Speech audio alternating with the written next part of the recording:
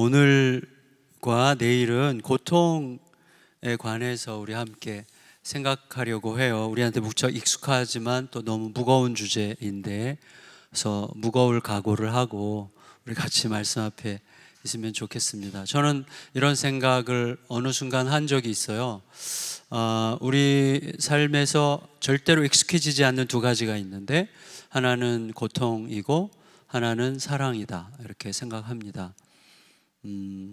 고통은 그야말로 날마다 새 거예요.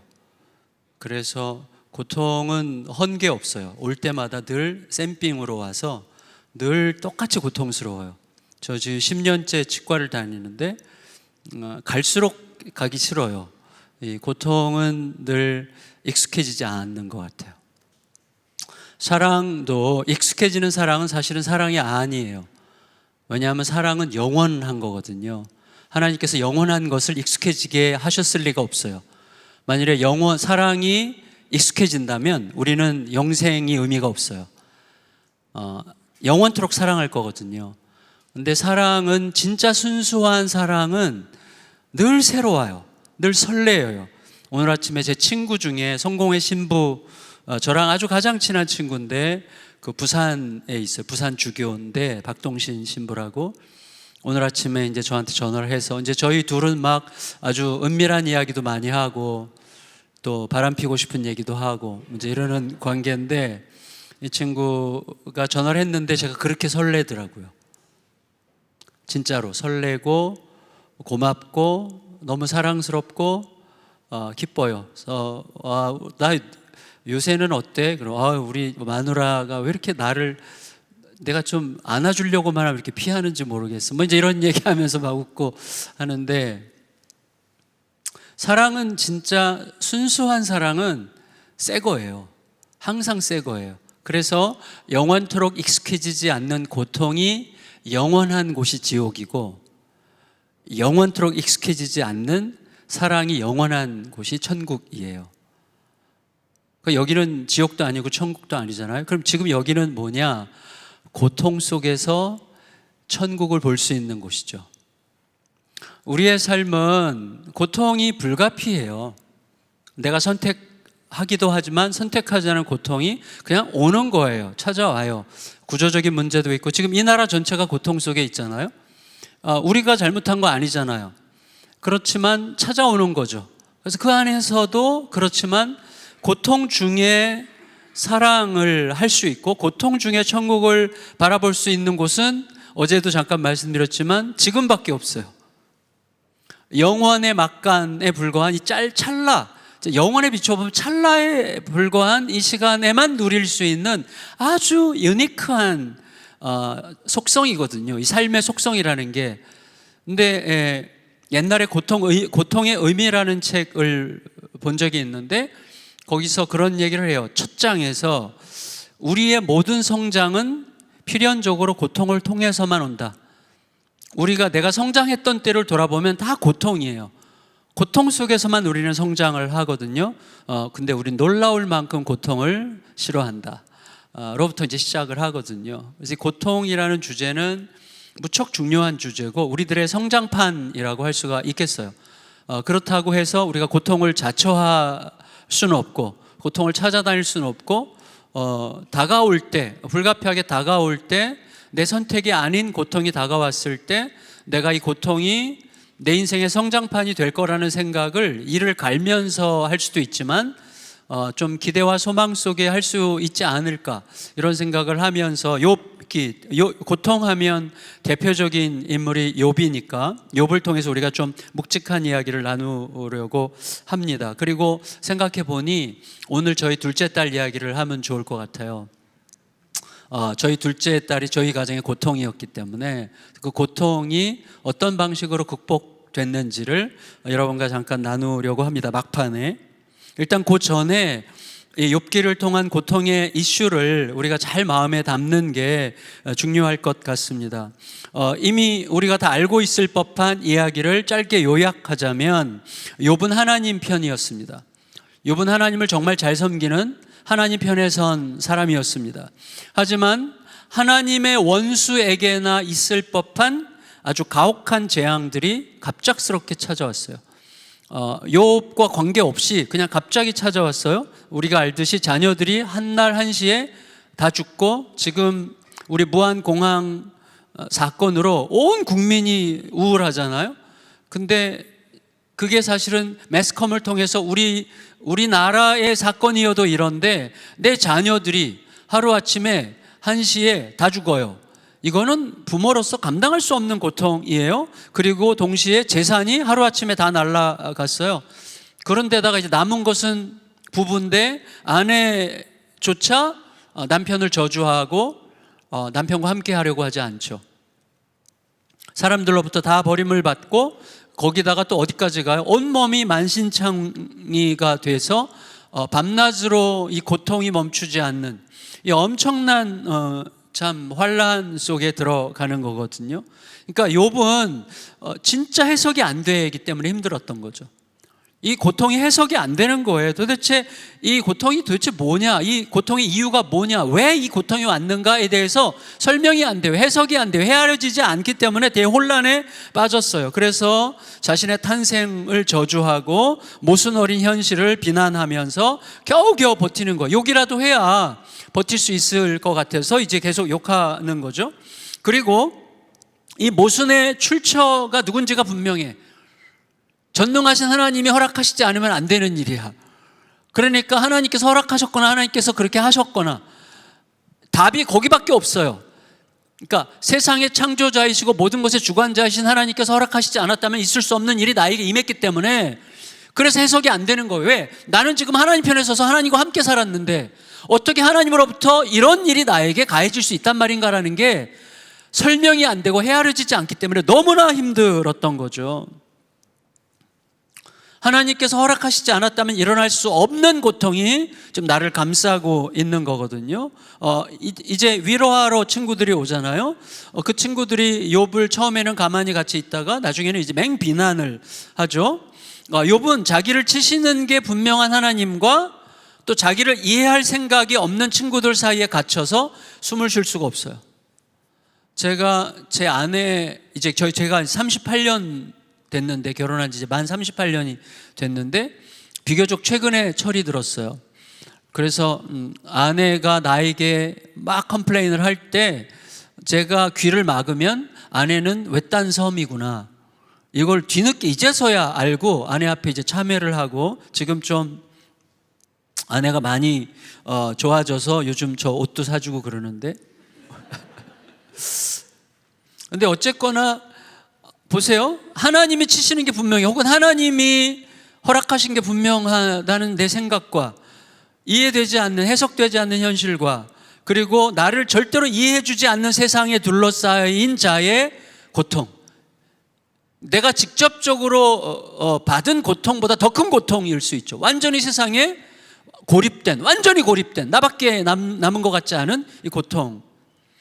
그 상황에서 이제 욥의 친구들이 계속 욥을 도발하잖아요. 소발이라는 친구는 욥에게 너 꽤 주제넘게 의로운 척하지 마라, 이렇게 얘기하죠. 공의로우시고 전능하신 하나님 앞에서 좀 그 입 좀 닥쳐라, 이렇게 훈계합니다. 친구들의 논리는 내내 뭐였어요? 우리가 알듯이 인과응보, 사필귀정, 자업자득, 권선징악. 이걸로 세상이 설명이 될 수도 있어요. 하지만 이걸로 설명이 안 되는 세상도 많아요. 네, 그러니까 우리가 내가 경험한 걸 가지고 누군가에게 너무나 빨리 신속하게 잣대로 내가 경험해 봤는데 라고 말하는 건 되게 미련한 짓이에요. 사실은 내가 경험한 것과 굉장히 다른 차원에서, 혹은 내 경험으로는 해석되지 않고 설명되지 않는 고통들을 겪는 사람들이 얼마든지 많이 있을 수 있거든요. 그러니까 내가 섣부르게 해석하려고 하면 안 되는 것이죠. 욥이 이 당연한 이치를 모르고 있다고 친구들은 확신하는 거예요. 너 이거 모르는 거야. 권선징악도 모르고 자업자득도 모르고 뭐 콩 심은 데 콩 나고 팥 심은 데 팥 나는 것도 모르잖아. 너가 뭔가 잘못했으니까 이런 일이 생긴 거야. 그거 외에는 뭘로 설명이 되겠니? 라고 이야기하는 거예요. 하지만 욥은 만일에 내 상황이 너희들이 줄기차게 설득하려고 하는 그런 논리로 해석될 수 있다면 왜 내가 이런 미친 원망들을 쏟아내겠어? 내가 그렇게 미련하고 천치고 내가 그렇게 생각이 없는 바본 줄 알아? 나도 너희들만큼은 생각할 줄 알아. 그런데 너희들의 생각과 너희들의 사고방식과 너희들의 논리로는 절대로 해석이 안 돼. 지금 내 상황이 나 미치겠어. 이렇게 말하는 거죠. 어쨌거나 욥에게 친구들은 절대로 위로가 안 돼요. 실패한 위로자일 뿐이죠. 우리들도 많은 경우에 이런 실패한 위로자가 될 가능성이 무척 많습니다. 그런데 친구들의 비난에 대한 욥의 이런 대응이 굉장히 신선해요. 왜 신선하냐면 욥이 막 불평하고 원망할 때 거의 친구들에게 안 해요. 친구들 얘기 듣고 속상해하지만 거의 하나님께 불평해요. 이게 신선한 거예요. 이게 중요해요. 왜 이게 신선하냐면 욥의 친구들은 절대 못하는 거예요. 다시 말하면 여기가 굉장히 중요한 포인트인데, 하나님한테 지금 욥이 꾸밈없이 막 토해내거든요. 하나님, 하찮은 인생을 그냥 좀 내버려 두시면 안 됩니까? 크신 하나님이 굳이 이 하찮은 벌레 같은 인생에게 왜 이렇게 개입을 해서 진노를 퍼붓고 계시는 겁니까? 그냥 좀 조용히 있게 내버려 뒀다가 이 재난의 폭풍이 다 지나간 다음에 다시 부르시면 안 됩니까? 왜 나를 좀 이렇게 가만두지 못합니까? 이런 식으로 막 하나님 앞에 퍼붓고 있어요. 인생을 좌우하시는 분이 하나님이시고 하나님 없이는 이런 일이 절대로 생길 수 없는데 대체 왜 나한테 그러시는 건지 도무지 내가 이해할 수 없어서 너무너무 아픕니다. 이렇게 말하는 거예요. 당장 죽고 싶은 몸의 고통을 넘어서 설명되지 않는 현실 때문에 너무 힘이 들었어요. 근데 일단 둘 다 문제가 있는데, 지금 욥도 문제가 있고 욥의 친구들도 문제가 있는데, 욥의 친구들의 문제는 너무 빨리 하나님 편을 들려고 한다는 거예요. 제가 성서침례 교단은 잘 모르는데 제가 속해 있는 교단은 대한예수교 장로회 합동측이라는 이제 교단이거든요. 제가 저희 교단 여기서 흉을 보려고 하는 건 아니지만 이라는 말을 하면서 흉을 보는데, 뭐냐면 너무 빨리 하나님 편을 들려고 그래요. 그러니까 예를 들어서 누군가가 막 불평하고 힘들어하고 막 자기의 고통 속에서 헤맬 때 너무 내가 가지고 있는 하나님 편에 내가 하나님 편에 서서 그 사람을 이렇게 하나님을 보호하려고 하는 입장에서 그 사람을 막 이렇게 좀 어드바이스를 하려고 하는 거예요. 난 그 자체가 굉장히 문제가 많은 것 같아요. 왜냐하면 나도 모르게 하나님을 내가 보호하고 지키지 않으면 하나님이 안 되실 것처럼 착각하는 거예요. 우리가 꼭 기억해야 됩니다. 하나님은 내 생각보다 너무나 크실 뿐만 아니라 하나님은 심지어 교회보다 크시고 하나님은 심지어 성경보다 크시고 하나님은 기독교보다 크세요. 기독교가 어떻게 하나님을 담아냅니까? 근데 내가 가지고 있는 기독교 교리로 하나님 편에 빨리 서서 모든 걸 판단하려고 하는 거예요. 다시 말하면 나도 모르게 하나님을 내가 보호하고 지켜야만 되는 분으로 하나님을 축소시키고 있는 건데, 바로 이게 욥의 친구들의 모순이에요. 그냥 친구의 아픔에 같이 슬퍼하면 되잖아. 그래, 우리도 진짜 이해가 안 된다. 너무 힘들겠다. 너무 속상하겠다. 진짜 내가 할 말이 없구나. 같이 있으면 되잖아요. 굳이 왜 내가 설명을 하려고 하지? 제가 되게 좋아하는 책 중에 하나가 잘나라 기도하는 그 손을이라는 책이 있어요. 이게 사실은 니체 철학자가 쓴 책인데, 일본의 아주 젊은 철학자 중에서 각광받는 철학자가 사사키 아따루라고 하는 철학자가 있는데 니체 전공자예요. 근데 이 친구가 무슨 뭘 얘기를 했는가 하면, 사실은 사람들은 자기가 뭔가를 판단하는 기준이 되고 싶어 하지만 세상은 결국은 텍스트가 바꾸는 거예요. 하나님의 텍스트, 말씀이에요. 근데 내가 말씀이 되고 싶어 하면 망치는 거예요. 내가 기준이 되려고 하면 망치는 거예요. 근데 우리는 늘 선악과를 따먹고 싶어 해요. 뭐가 선이고 뭐가 악인지에 대한 기준을 내가 가지고 있다고 착각하고 싶어 해요. 그래서 사람들에게 도움이 안 되는 일들이 너무나 많거든요. 그냥 같이 있으면 되는데 말이죠. 그러니까 욥의 친구들의 이런 모습에서 우리들의 모습이 굉장히 쉽게 발견됩니다. 내가 알고 있는 어떤 옳음, 내가 경험한, 내가 옳다고 검증받았다고 확신하는 어떤 옳음을 전제로 너무 빨리, 너무 조급하게, 너무나 단순하게 쉽게 판단하고 칼부림을 하게 되는 거예요. 그러면서 항상 이런 말 하잖아요. 다 널 위해서. 절대로 널 위해서가 안 됩니다. 반면에 욥은 어떻게 하죠? 내 마음을 쏟아내요. 내 마음과 현실을 면밀하게 살피면서 있는 그대로 솔직하게 쏟아내요. 이해 안 되는 것을 이해할 수 있는 척하지 않습니다. 따라서 어쩌면 욥은 하나님을 자, 욥은 하나님께 막 쏟아내고 원망하죠. 욥의 친구들은 하나님께 원망할 수 없어요. 왜? 하나님을 지켜야 되니까. 그러니까 상대적으로 하나님 편에 서려고 하는 자들이 하나님을 훨씬 더 축소시키는 거죠. 내가 지켜야만 되는 분처럼. 하지만 욥은 하나님께 쏟아내. 왜?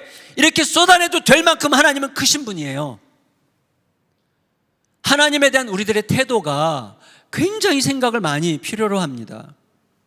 일단 우리가 욥기를 읽을 때 염두에 두면 좋을 3가지 정도의 팁이 있다는 생각을 하게 됩니다. 첫째는 뭐냐면 욥도 그렇고 욥의 친구들도 자기의 전제에 하나님을 자꾸 가두려고 해요. 친구들의 경우에는 이거예요. 하나님은 크고 거룩하시고 위대하시고 전능하시다는 이 전제가 너무나 딱딱해. 그러니까 내가 이해하는 하나님은 이런 분이라고 하는 내가 만든 프레임이 너무 딱딱해. 하나님은 이 내가 만든 프레임보다 훨씬 크신 분이에요. 근데 내가 만든 프레임 밖에 계신 하나님에 대해서는 제가 어제도 로렌 커닝햄 덕분에 내 하나님이 커졌다고 그랬잖아요. 근데 우리는 그 전에는 내가 알고 내가 경험한 하나님 안에 자꾸 하나님을 가두려고 해요. 그래서 그 밖에 하나님에 대해서 내가 관심을 안 가지려고 하는 모순이 있어요, 우리들에게.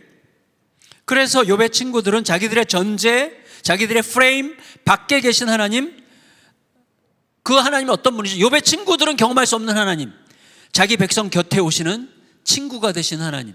욥의 친구들은요, 그 하나님이 없어요. 우리의 친구가 되시는 하나님, 우리와 함께 변론하시는 하나님, 자기 백성으로부터 배신당하는 하나님, 의인에게도 재앙을 허락하실 수도 있는 하나님, 어떤 깊은 뜻이 있기 때문에 그런 하나님을 생각할 수 없어요. 여러분, 하나님이 얼마나 크신지에 대해서 우리들은 정말로 내가 가둬두고 있지 않은지에 대해서 늘 고민하고 생각해 봐야 됩니다. 욥의 경우에는 하나님이 내 지금 경험에 갇혀 있어요. 그래서 내가 경험해 보지 못한 하나님으로 인해서 절망적으로 당황하고 있습니다. 그래서 이런 거죠. 결국 우리는 우리들의 신학보다, 심지어 성경보다, 내 경험보다 크신 하나님, 우리 지식에 가두어지지 않으시는 하나님을 생각하지 못하거나 생각할 수 없는 자들이에요. 그래서 우리가 지금 이 고통의 문제 앞에 딱 섰을 때 우리가 요청받고 있는 건 뭐냐면, 내 지식과 경험으로는 절대로 헤아려지지 않는 하나님이 계시다는 것을 받아들이는 거예요. 내가 몰라도, 내가 헤아리지 않아도 하나님이 여전히 오르시고, 내가 지금 이 상황을 감당할 수 없는 것 같아도 하나님은 뭔가를 하고 계시다는 사실을 내가 헤아리는 거예요. 그 믿음을 요청받고 있다는 것을 욥기를 통해서 느끼게 됩니다. 그래서 결국 우리가 알게 되는 건 뭐냐면, 우리가 알게 되는 하나님은 누구도 상상할 수 없는 하나님으로 오신 거예요. 우리가 부르는 우리 주 예수 그리스도, 아무도 상상할 수 없었어요. 그러니까 유대인들이, 바리새인들이, 서기관들이 자기들이 생각하는 하나님은 이런 하나님이 아니기 때문에 예수를 죽인 거예요. 근데 이게 그들만 그렇겠어요? 우리도 똑같습니다. 그들이 자기들의 프레임에 갇혔어요. 내가 물론 성경을 열심히 읽었어요. 성경을 열심히 읽었지만 내가 읽은 성경의 지식 밖에서 하나님이 일하실 수도 있잖아요. 그보다 크신 하나님에 대해서는 마음을 열어놓을 수 있어야 돼요. 물론 당황스럽지만 열어놓고 귀를 기울이고 들어야죠. 자세히 들어보다 보면 길을 찾아갈 수 있는데 아예 듣지 않으려고 해요. 왜? 내 전제가 옳다는 게 너무나 크기 때문이죠. 그러니까 내가 옳지 않아도, 나는 틀렸다고 할지라도, 나는 모른다고 할지라도 하나님은 여전히 옳으시고 바르시고 신실하시고 선하시고, 하나님은 내 생각과 관계없이도 당신의 일을 계속 이루고 계신다는 사실에 대한 받아들임. 그래서 나중에 여러분 욥기가 어떻게 이제 그 전환점이 생기죠? 창조자 하나님, 욥이 도대체 감당할 수 없는 창조자 하나님을 만나고 나서 갑자기 하나님에 대한 생각이 확 달라지잖아요. 내가 감당할 수 없는 하나님, 내 머리로 헤아려지지 않는 하나님이 계시다는 사실이 내 안에 받아들여지는 게 중요한 거죠. 그때 우리들의 믿음이 진짜로 작동하기 시작하게 되는 것이거든요. 그러니까 우리는 내가 아무리 몰라도, 내가 아무리 느끼지 못해도, 내가 전혀 경험한 바가 없어도 여전히 오르시고 완전하신 하나님을 믿을 준비가 되어 있어야 돼요. 그래서 우리가 고통 속에서 헤매는 이유는 도대체 이게 뭐지? 이게 뭐지라고 생각할 때 이미 우리는 내 경험, 지식, 내가 가지고 있는 판단에 갇혀 있는 거죠. 하나님, 전 잘 모르겠습니다. 헤아려지지 않습니다. 그러나 하나님을 믿습니다. 제가 몰라도 하나님은 아십니다. 하나님, 제가 몰라도 하나님만 아시면 됩니다. 하나님이 아신다는 사실이 저에게 중요합니다. 그 하나님은 아실 거라는 사실을 믿고 오늘을 살게 해주십시오. 이게 우리들에게 너무나 중요하죠. 두 번째, 우리가 고통을 다룰 때 욥기를 보면서 우리 마음속에 생각할 수 있는 팁이 있는데, 그게 뭐냐면 욥과 욥의 친구들은 결말을 아직 모르는 상태 속에서 논쟁하고 있는 중이에요. 결말을 아직 몰라요. 근데 우리는 결말을 아는 입장에서 그들의 대화를 엿듣고 있죠. 그렇죠? 그래서 우리는 욥기를 읽을 때 자연히 누구 편 돼요? 욥의 편이 돼요. 자연히 욥의 편이 되게 돼 있어요. 저절로 욥은 옳고 친구들은 틀렸다는 관점에서 읽기가 무척 쉬워요. 동시에 우리가 비록 욥의 결말을 알고 또 우리의 결말도 궁극적으로 승리가 될 거다. 제가 지금 하는 말들이 우리가 몰라도 하나님이 아시면 됩니다. 우리는 아무리 무너져도 하나님은 지금 선한 일을 이루고 계시다는 사실을 우리는 믿습니다라고 말할 때 우리가 아멘이라고 말할 수 있어요. 그거 진실이야. 그런데 어느 날 암입니다. 당신 암 3기 말기입니다 라는 말을 들으면 우리 역시 욥의 한탄에 또다시 빠져드는 거예요.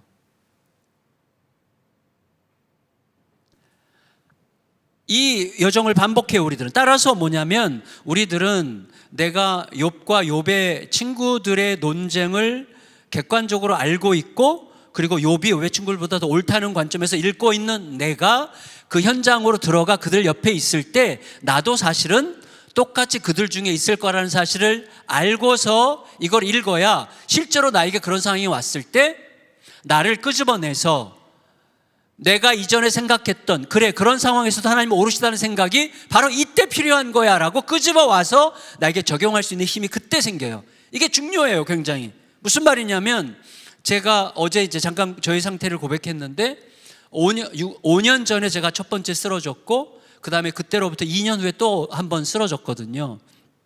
한 6, 7년 전에 쓰러지고 그 다음에 쓰러졌는데, 쓰러질 때 이제 여기 피가, 저는 이제 혈액 안에 핏덩어리들이 막 만들어지면서 이제 막히는 병인데 여기 이쪽을 막았어요. 그러면서 이제 제가 그때 어떤 느낌을 느꼈냐면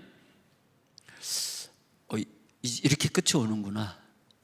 이렇게 쓰러져 가면서 이렇게 끝이 오네 하고 이제 느꼈어요. 그리고 저는 받아들였어요. 이렇게 끝이구나. 호텔에서, 제가 중국에서 선교사님들 만나고 호텔에서 아침에 샤워하고 딱 앉는데 이렇게 넘어지면서 이렇게 정신을 잃으면서 넘어지는 순간, 그때 제 느낌이 뭐냐면 완전히 평화롭더라고요. 완전히 평화로워요. 저는 그 기억이 저에게 아주 중요한 선물이 됐어요. 그래서 어떤 고통이 와도 모르죠. 제가 또 감당 못할 고통이 있을 수 있겠지만 괜찮겠구나. 그러니까 이 기억이 우리 속에 끌어올 수 있는 기억이 항상 준비되어 있는 게 전 필요하다고 생각합니다. 그래서 우리도 그럴 수 있다는 연약함을 인정하면서 내 안에는 욥도 있고 욥의 친구들도 있다는 생각 위에서 욥기를 읽는 게 굉장히 중요합니다. 세 번째로, 욥은 매우 가혹한 고통을 통과하는 중에 자신과 자신의 현실을 아주 정밀하게 솔직하게 통찰하면서 하나님께 거침없이 쏟아내는 과정에서 조금씩 성장합니다. 그런데 이 과정이 욥기 전체 주제와 관련되는데 우리가 꼭 알아야 돼요. 우리는 지금 고통의 주제는 단순히 내 내면의 문제를 뛰어넘어서 하나님의 전쟁의 주제라는 것을 우리가 생각해야 됩니다. 하나님은 지금 전쟁하고 계세요.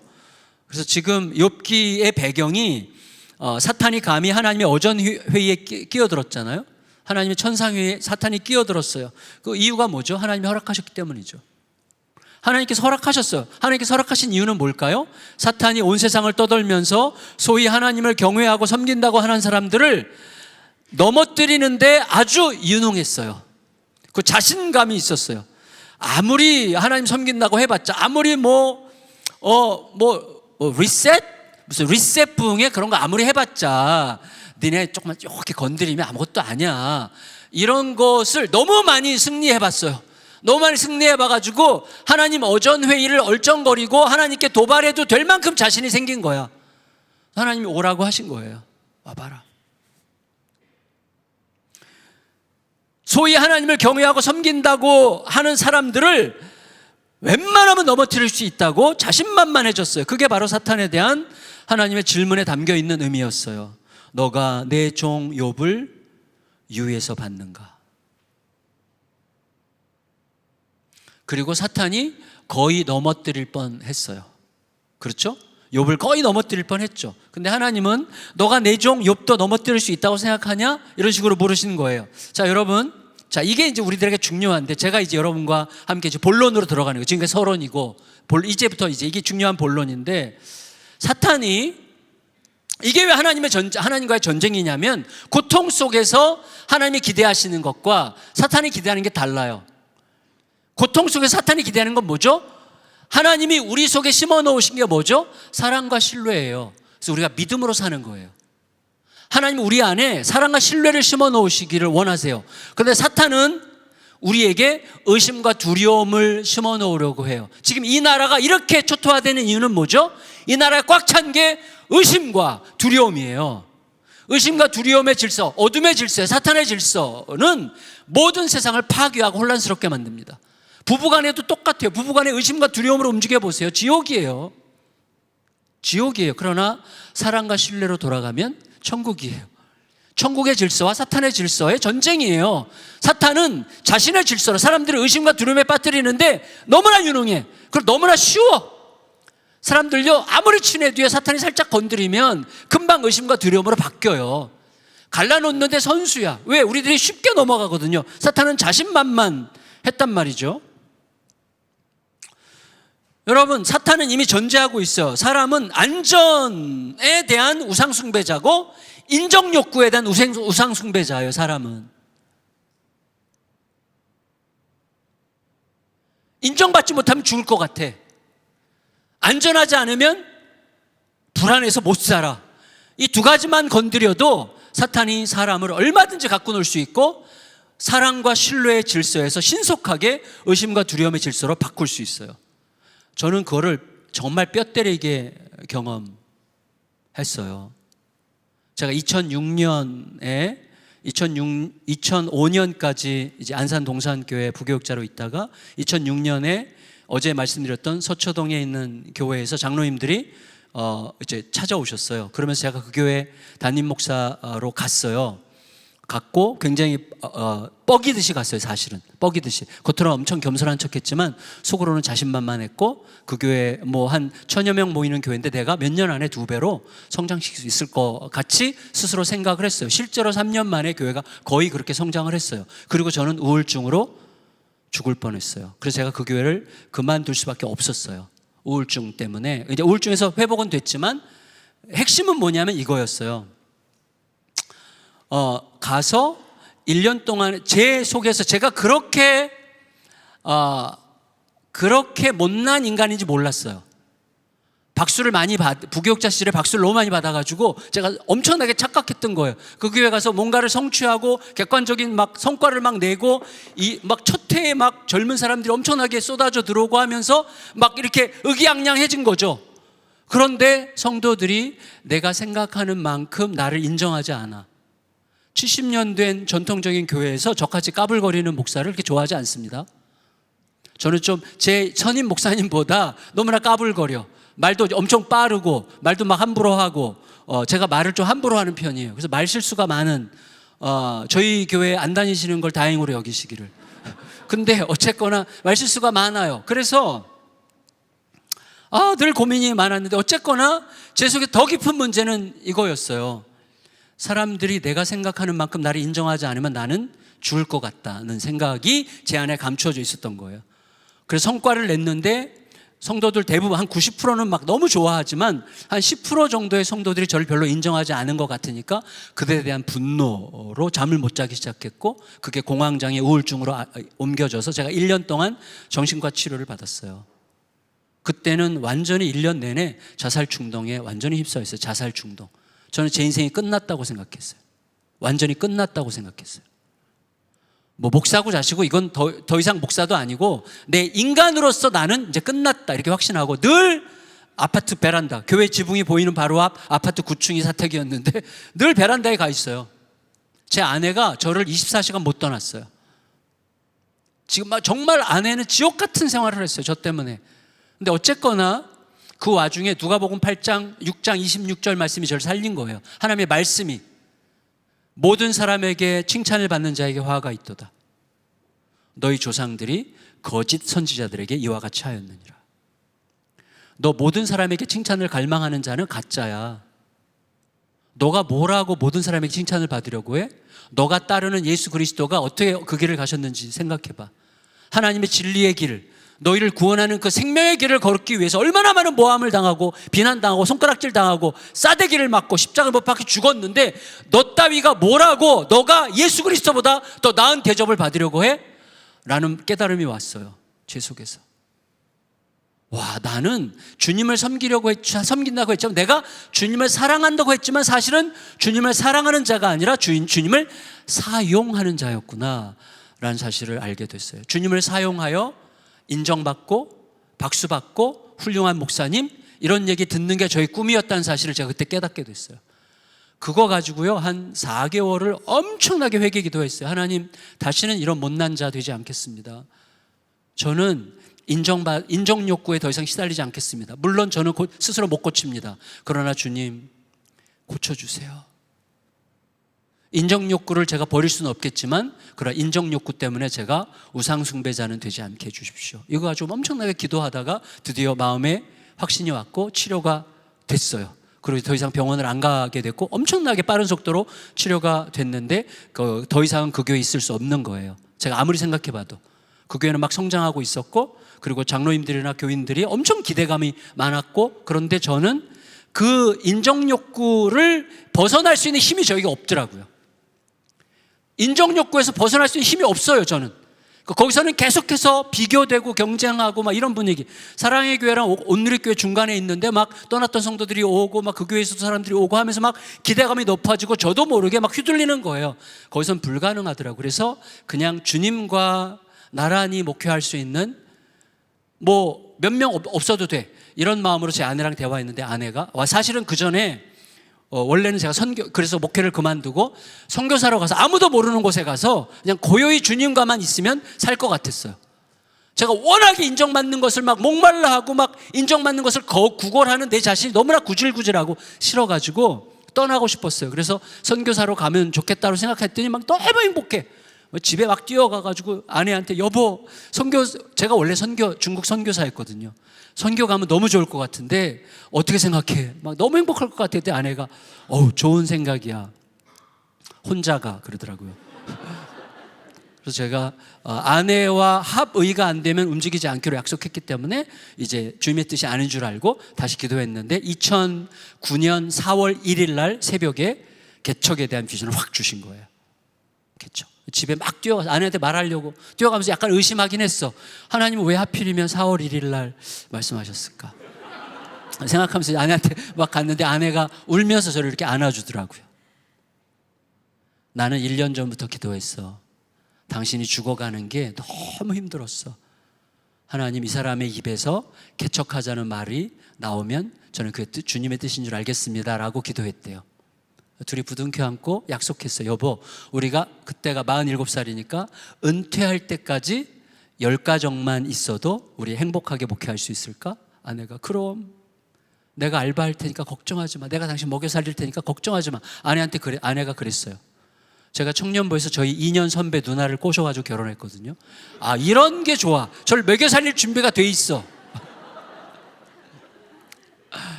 네, 그래서 저도 이제 신문 배달, 우유 배달 각오하고 아무도 따라올 수 없는 곳으로 가자. 제가 장로님들한테 엄청 야단 맞았어요. 무책임하다고. 그래도 안 됩니다. 제가 마음이 굳어졌어요. 그래서 이제 아무도 따라올 수 없는 곳으로 가겠습니다. 그래서 장로님들이 개척 멤버를 모아서 가라 했는데 화성으로 간다니까 2가정이 따라오셔가지고 이제 3가정이 시작하게 됐던 거예요. 물론 이제 한 6개월에 걸쳐서 한 60명 정도가 오셨어요. 그분들이 큰 도움을 주셨죠. 어쨌거나 사탄은 우리를 갖고 노는 길을 잘 알아요. 우리는 인정 욕구에 진짜 완전히 목숨 거는 사람들이에요. 그래서 누가 알아주지 않으면 우리는 섭섭해서 더 이상 교회고 나발이고 다니고 싶지 않아요. 그리고 안전이 불안하면 못 살아요. 이 2가지를 건드리는 거예요. 지금 욥을. 그래서 사탄은 사랑과 신뢰와 기다림의 은혜로 세상을 다스리려고 결정하신 십자가죠. 사랑과 완전한 믿음, 하나님에 대한 완전한 믿음으로 우리를 목숨 걸고 사랑하시는 그 방식으로 세상을 살리고 세상을 끌어가시려는 하나님의 방식이 얼마나 무능하고 말도 안 되고 얼마나 무식한 일인가를 증명하는 게 사탄의 목표예요. 그래서 의심과 두려움으로만 돌아가는 세상이 되게 하려고 지금도 난리를 치고 있는 것이죠. 그래서 사탄은 이해관계와 이기적인 욕망으로 가득한 인간들에게 이용만 당하다가 끝날 게 분명해 라고 사탄은 생각하는 거예요. 사랑과 신뢰의 은혜로 품어 살리겠다고 하는 하나님의 질서가 얼마나 허약하고 얼마나 미련하고 무책임한가, 이것을 비웃고 경멸하면서 참소하기 위해서 하나님의 어전회의에 참여했던 거예요. 그래서 하나님은 욥을 통해서 여전히 사랑과 신뢰가 이긴다는 것을 보여주려고 하셨던 것이죠. 여러분, 결국 하나님은 사탄에게 욥을 맡기십니다. 사탄의 도발에 자존심이 상해서가 아니에요. 욥을 도구 삼아서 하나님이 옳다는 것을 증명하기 위해서가 아니었어요. 오히려 욥을 향한 하나님 자신의 사랑과 신뢰를 믿으신 거예요. 나는 사랑과 신뢰로 세상을 지었어. 결국은 사랑과 신뢰가 이길 걸 나는 믿어.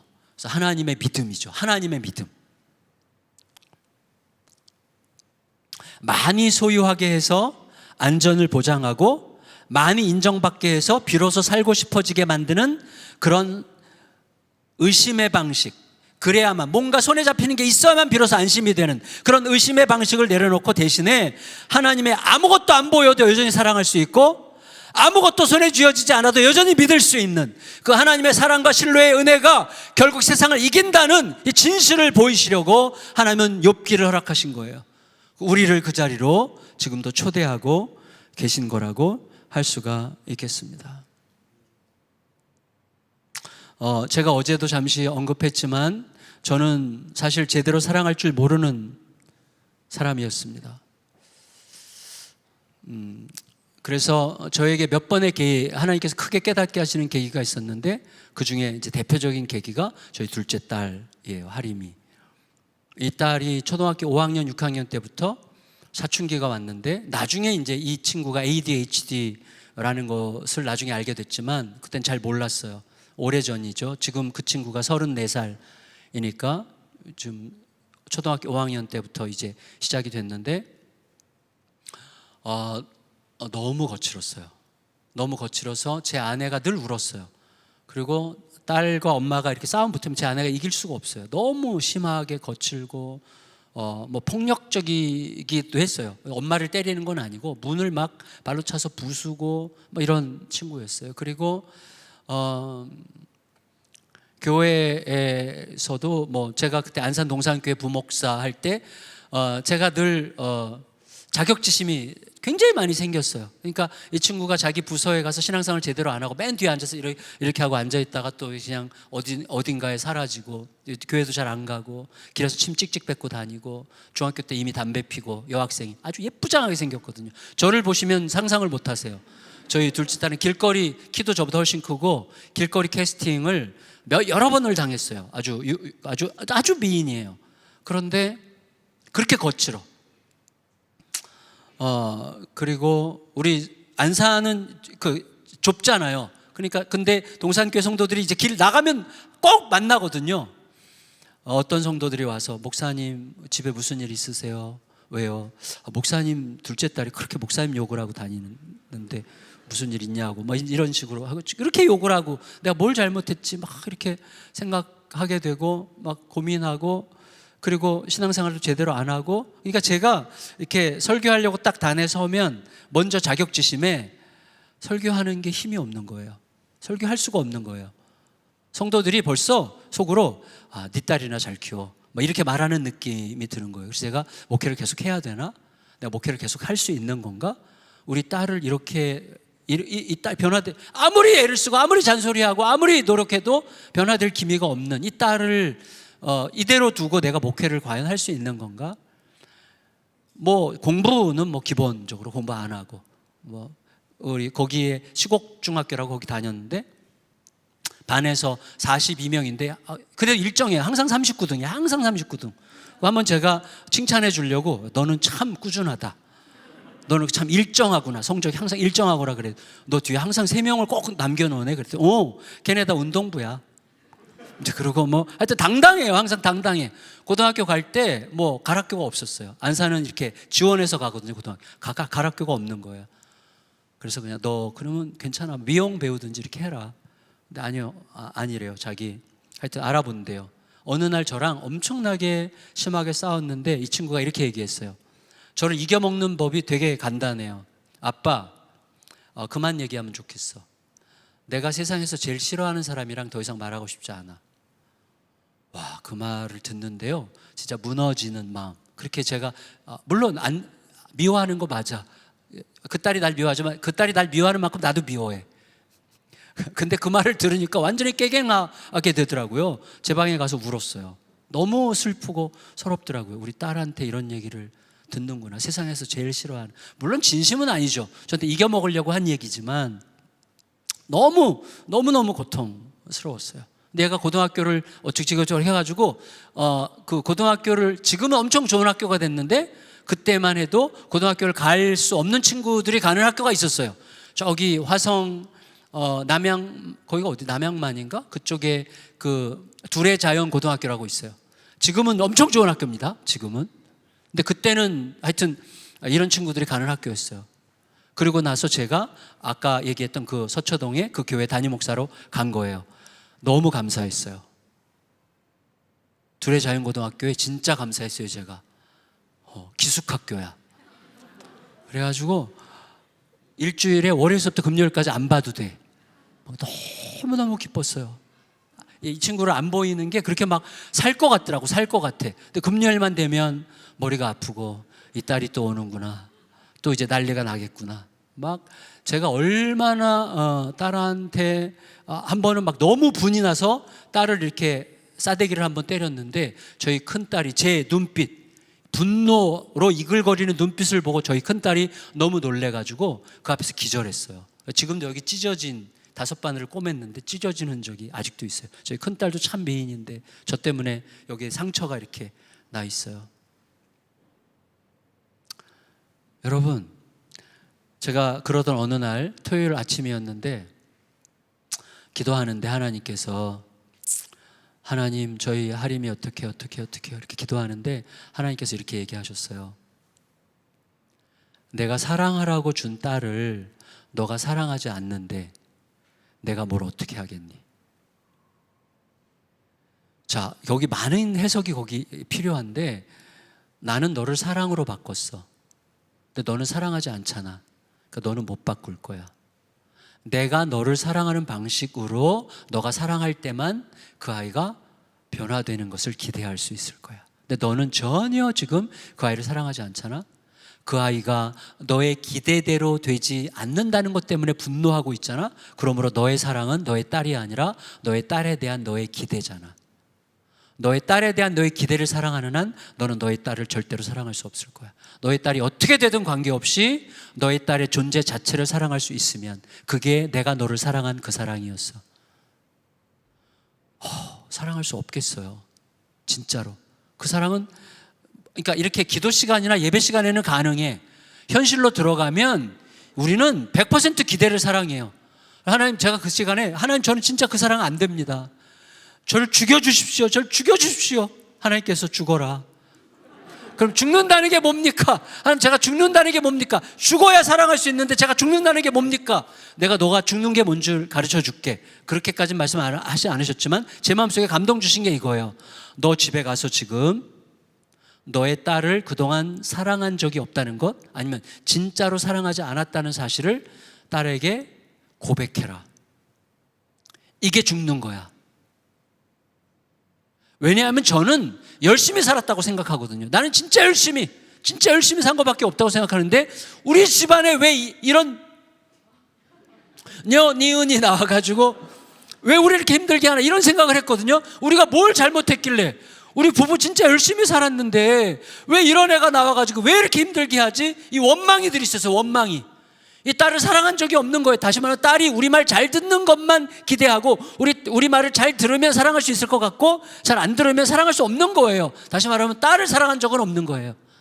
딸에 대한 기대만 사랑한 적이 있죠. 그러니까 그렇게 사랑한 것, 그게 사랑이 아니라는 것에 대해서 딸에게 고백하고 미안하다고 사과하라는 거예요. 깨달아졌어요. 아멘 하고 집에 가는데 힘든 거예요. 잘못은 저 것이 다 했는데 왜 내가 사과를 해야 되나, 막 이런 생각이 들고 막 자존심이 엄청 하는데, 제가 너무나 잔머리가 빠르기 때문에 이렇게 좀 더 머무르면 사과 절대 안 할 것 같아요. 그래서 이 딸 방에 가가지고 깨웠어요. 깨워가지고 하림아 일어나봐. 왜? 아빠가 너한테 할 말이 있어. 뭐야? 막 그래서 이제 앉아봐. 미안해, 앉아봐. 그 앞에 무릎을 꿇었어요. 정말 미안해. 아빠가 너 지금 이른 아침에 깨운 것도 미안하고, 그리고 너한테 진짜 사과할 게 있어. 뭐야? 하림아, 아침에 기도하는데 하나님께서 아빠한테 내가 너를 사랑하지 한 적이 없다고 고백하라고 하셨어. 아빠는 너를 사랑한 적이 없는 것 같아. 너에 대한 기대를 사랑한 것 같아. 이제부터는 너에 대한 기대를 내려놓고 너에 대한 모든 기대를 버린다는 게 아니라 마음으로만 기대하고, 그러나 너의 존재 자체, 너가 아빠 딸이라는 거, 너가 살아있다는 것, 그것에 기뻐하면서 살기로 결정했어. 그러니까 너도 아빠를 위해서 좀 기도해 주면 좋겠다, 이렇게 얘기를 했거든요. 딸아이가 이러면서 막 딴청을 부리면서 막 귀찮은 듯이 듣는 거예요. 나는 정말 막 울듯이 막 사과하는데 이 딸은 막 너무 귀찮아해. 제가 너무 자존심이 상해가지고 사과하다가 진짜 취소할 뻔했다니까요. 야 그만하자 막 이렇게 말하고 싶은 마음에 굴뚝같이 일어났는데 끝까지 사과를 했어요. 그리고 이제 방에 갔고 얘는 아이씨 이러면서 또 잠자리에 누웠어요.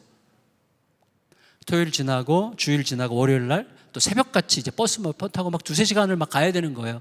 그리고 이 아이가 학교를 가고 나서 한 1시간 2시간 지났을 때 기적이 일어났어요. 기적이. 저희 딸이 아빠가 무릎 꿇고 사과했는데도 안 변했어. 기적이야. 무릎 꿇고 사과해도 안 변해요. 근데 기적이 또 하나 있었어요. 이 아이가 떠난 지 1-2시간 지났는데 제 여기서 딸이 너무너무 보고 싶어졌어요. 처음이야. 이게 선물이에요. 그렇게 자존심 상하면서 죽었더니 그것도 제대로 죽은 것도 아니죠. 막 자존심 상해하면서 막 갈등하면서 그냥 억지로 사과했는데 기적이 일어난 거예요. 제가 이 딸이 너무 보고 싶은 거예요.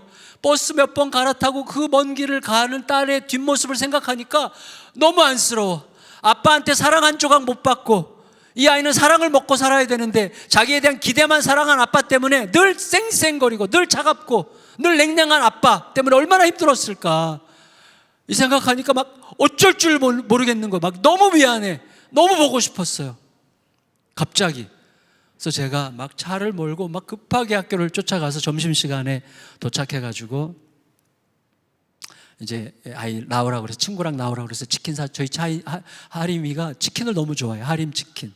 그래가지고 이게 치킨 먹고 이제 간식 잔뜩 사주면서 제가 속으로 약속했어요. 딸에게.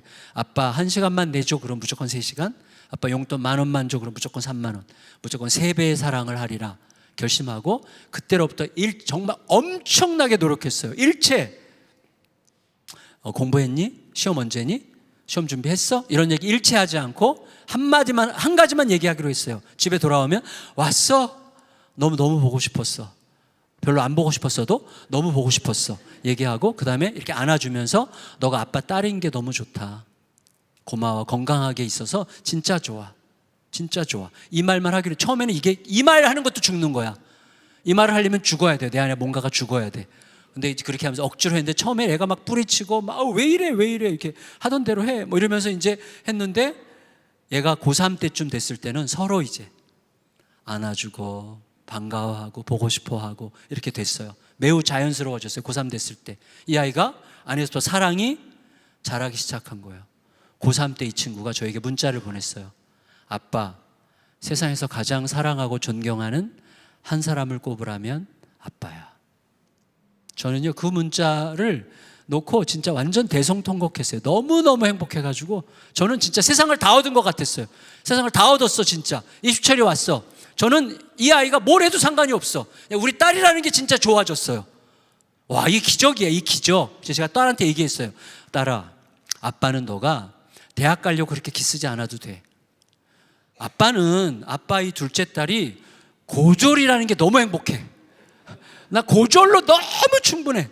그러니까 너 뭐 대학 간다는 거 너 신경 쓰면 너 어차피 성적도 거의 없잖아. 그러니까 그냥 안 가도 되고 너무 스트레스 전혀 안 받아도 돼. 너 하고 싶은 거 해도 돼. 아빠가 열심히 밀어줄게. 그때 이 아이가 아빠 무슨 소리야. 나 대학교 입학원서 낼 수 있어. 어떻게? 우리 학교가 농어촌 특례야. 농어촌 특례가 되는 학교야. 선견지명이 있어. 이 딸이 농어촌 특례가 돼서 한 명 뽑는 영어과에 한 명 뽑는 데 됐어요. 떨어졌어. 그래서 제가 진심으로 이렇게 얘기했어. 딸아, 하림아, 너 아빠가 우리 딸이 대학교에 입학원서를 냈다는 게 너무 행복해. 와, 우리 딸이 대학교 입학원서를 냈다는 게 너무너무 행복해. 진심이에요. 진심이었어. 아빠, 나 대기번호 1번이야. 야, 한 명 뽑는데 대기번호 1번이면 너 2등 했어? 그랬더니 아빠 2명 지원했대 그러더라고요. 그 2명 지원해서 걔가 붙고 딴 애가 붙고 얘가 떨어진 거야. 둘이 손잡고 막 기도했어요. 하나님, 붙은 그 아이 딴 학교 가게 해주시옵소서. 엄청 기도했는데 걔가 딴 학교 갔어요. 저희 딸이 서울대 영어과에 들어갔어요. 네, 좀 남쪽에 있는 서울대학교인데 천안에 가면 있어요. 남서울대학교라고. 저는요 남서울대학교 완전 좋아. 남서울대학교 팬이야. 우리 딸을 받아준 그 대학교 진짜 너무 고마워요. 진짜 이 딸이 대학교 들어가가지고 1학년 1학기 2학기 올 F예요. 전 과목 낙제. 그래서 어떻게 된 거야? 니네 학교 뭐 출석만 잘해도 한 C나 D 주지 않니? 그랬더니 와, 아빠 대학 생활이 이렇게 재밌는지 몰랐어. 교문 들어가면 일단 노는 거예요. 그래서 어떻게 할래? 그랬더니 기다려보세요. 그러더니 1학년 마치고 호주로 워킹 홀리데이를 갔어요. 가서 1년 동안 죽도록 고생하고 와서 저에게 얘기했어요. 아빠, 내가 왜 공부해야 되는지 알았어.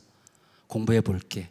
근데 그때부터 공부하더니 모든 빵꾸난 거 다 메꾸고, 그리고 3학년 4학년은 학교장학금 국가장학금을 다 받았어요. 졸업할 때 학교에서 한 명 뽑아서 해주는 회사 차려주는 거에 뽑혀가지고 학교에서 회사 차려줘가지고 나중에 이거 팔아먹고 그렇게 이제 지내다가 저희 교회에서 참 제가 애정하는, 제가 너무 좋아했던, 제가 나중에 이 친구 내 후임으로 삼으면 참 좋겠다라고 생각했던 친구랑 눈이 맞아가지고 결혼해서 저희 교회에서 쫓겨났어요. 그래서 지금 사모님으로 미국에서 개척했어요. 네, 그래서 잘 하고 있고 뭐 이제 돌아올 생각하지 않고 미국에서 그냥 정착해서 살 생각이에요. 지금 너무너무 행복하게 오늘도 어제도 매일 통화해요. 매일 영상통화. 너무 서로 보고 싶어하고 너무너무 사랑하고. 저는 확실히 알아가고 있어요. 우리가 살아갈 수 있는 길은 사랑과 신뢰의 하나님의 질서의 회복밖에 없어요. 우리가 불행한 이유는 의심과 두려움의 질서를 나도 모르게 허용했기 때문이에요. 늘 사탄은 너무나 유능해요. 그렇게 하는데 너무너무 유능해. 말씀을 마칠게요. 여러분, 우리들은요 때로 하나님께서 나를 공격하신다고 느낄 때가 있어요. 그래서 그 이유를 알 수 없는 때가 있는데 또 내가 잘못한 게 있을 수 있지만 이 정도까지 이런 고통을 내가 받을 정도인가? 이렇게 생각될 때도 있을 거예요. 그런데 욥은 그것을 무죄한 자의 절망이라고 표현했습니다. 결국 욥기를 통해서 하나님께서는 모든 상황에서 우리에게 요청하시는 게 있어요. 너가 좀 모르더라도 내가 너보다 훨씬 크고 완전히 옳고 그리고 여전히 신실하고 여전히 선한 길로 너 뒤에 있다는 사실을 기억하면 좋겠다. 그걸 기억하고 오늘 너의 삶에서 그날을 기다리는, 버티는, 믿음이라는 게 버틴다는 뜻이잖아요. 그러한 삶을 너에게 좀 더 기대하겠다, 이렇게 말씀하시는 것이죠. 그래서 하나님에 대한 절대적인 신뢰와 믿음 위에서 분투하는 법을 하나님은 우리에게 가르치려고 하십니다. 하나님을 믿고 의지할 수 없는 상황에서도 하나님께서 끝내 오르시다면, 그래, 나 지금 헤아려지지 않아, 나 지금 설명이 안 돼, 너무나 힘들어, 하지만 지금 이 상황도 하나님은 보고 계시고 아시고 결국은 하나님의 선한 것으로 이끄시고 그분은 오르시다는 게 맞다면, 그게 진짜로 맞다면 나는 지금 뭐 해야 되지? 라는 질문에 대한 대답 속에서 오늘을 살아가는 법을 배우는 게 우리에게 너무나 중요하다는 것입니다. 그게 결국 십자가였어요. 십자가는 헤아려지지 않는 거예요. 근데 우리에게 그게 이미 현실이 됐잖아요. 그래서 우리 모두가 다 하나님의 거룩한 은혜 가운데서 올해는, 2025년도 올해는 어떤 고통과 아픔 속에서도 결국 사랑과 신뢰가 얼마나 놀랍게 우리들의 삶에 가장 부요한 하나님의 사건과 하나님의 이야기를 남기는지를 생생하게 경험하는 한 해가 되시기를 예수님의 이름으로 축원합니다.